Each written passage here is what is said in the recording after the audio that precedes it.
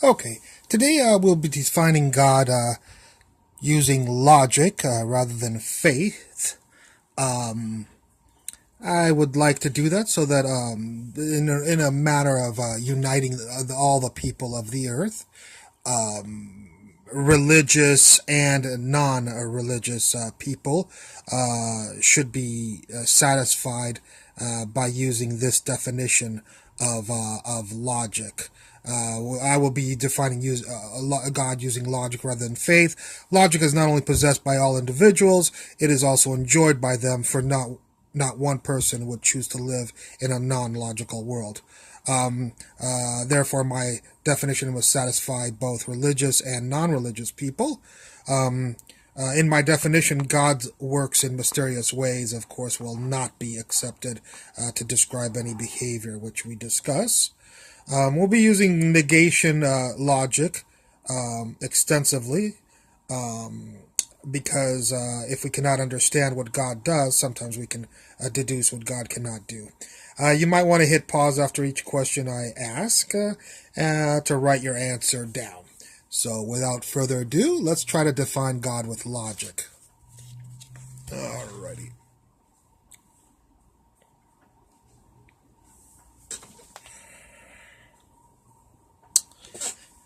As such, we will start with what is attributed to God by many cultures, and that is the creation of the universe. We wonder first, what was God doing before he, she, or it created the universe? That's the first question. I mean, was he just lounging around? Was he bored and he created the universe? Was he thinking about creating the universe? What was he doing before he created the universe? Things like how long did he live before he created the universe? Did he create the universe when he was a teenager, or she, or it? Or did he, she, or it wait until they were in their 30s or 40s? Did God create God? Is one question we ask. In other words, what created God? The follow-up question for that is if a lot of people answer, well, God has always been, and we ask then if God has always existed, then why can't the universe have always existed? Why even have the need for a God? If God has no creator, why can't the universe have no creator? Carl Sagan asked that in his show, The Cosmos, in the late 70s. Why did God create the universe? Was he bored? Was there nothing on television, that he could watch? Did God create the universe because he knows the future and knew it would be a good universe? Is one question we might ask. If God knows the future, can free will truly exist? Although the definition of free will is somewhat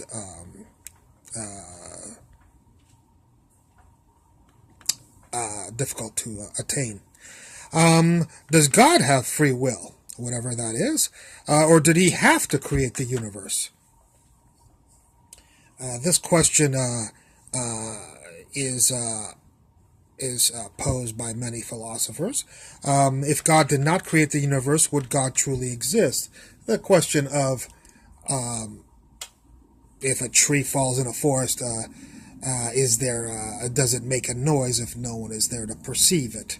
Of course, physics says yes, there is a noise, but the human won't see it. But definitely, air molecules will compress and expand, and there will be a noise according to physicists. If God created the universe, then God can interact with the universe. We'll keep that in mind when we ask, did it cost God anything to make the universe? Where did he get the materials? Was it expensive to buy all the stuff? Did he have to eat a big breakfast to make the universe? So did he have to expend any energy, or was it totally free for him to create the universe?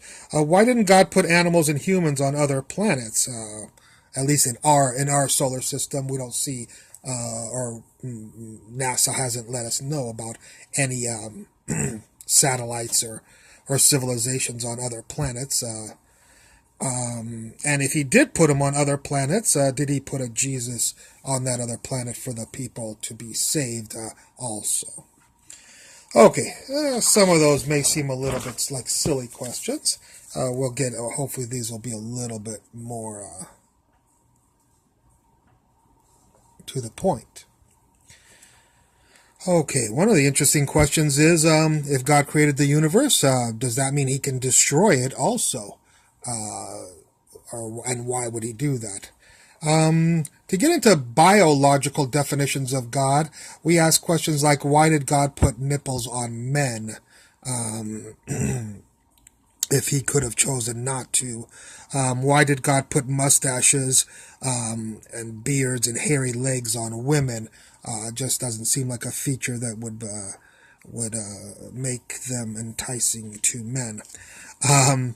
Why did God make childbirth so painful that many babies and mothers have died from it over the even biblical amount of time that people say the world has existed, let alone the evolutionary time of billions of years? Why did God put an appendix we don't need in each of us that can explode? You would think that that would not be a good design for a human body, unless you, I don't know, wanted a bomb inside a person.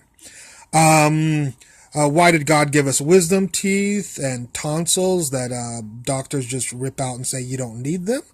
That doesn't seem like a design feature from what normally people call a perfect entity.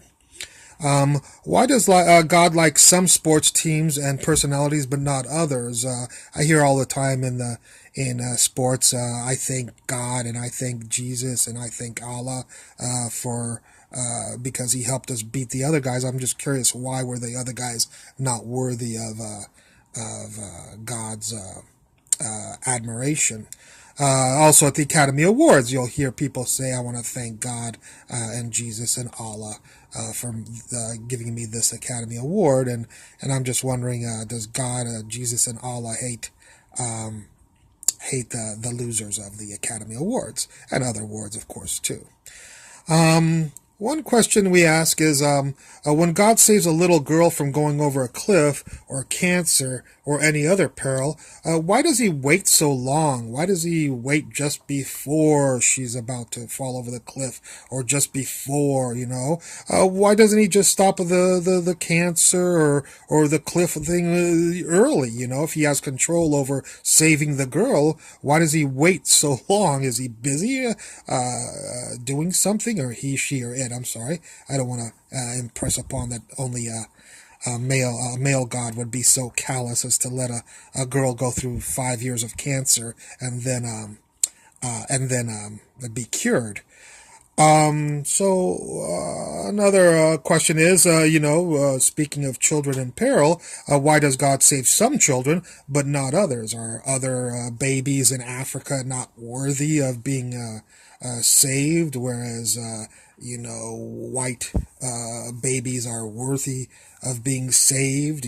Because millions of babies die in in Africa of starvation, and you just wonder how guilty they are of sin to die at the age of sometimes they're inside the mother's womb when they die. They haven't even come out, and the mother starves to death. I know these are all like questions about the good versus the evil, but actually I'm trying to take a more of a logical approach to this this definition, not necessarily a sentimental thing. We're looking at this as scientists trying to wonder why laws work one way and don't work others, and we're sincere in our questions of these things. As a last comment I will make is that infinity definitely exists in mathematics. You can have 1, 2, 3, and with this dot dot dot, it means go forever, go on forever. So infinity exists in mathematics. The question is, does it also exist in physical reality? You know, could the universe have existed forever and not need a creator? You know, as questions that we have. Anyways, I'm sure that's quite enough questions for you. I don't know how many you have paused and set questions, but my point is that when you answer all these questions, you will hopefully have defined a God better than he's defined now. Anyways, I look forward to your comments at the bottom, and thank you for watching. Bye.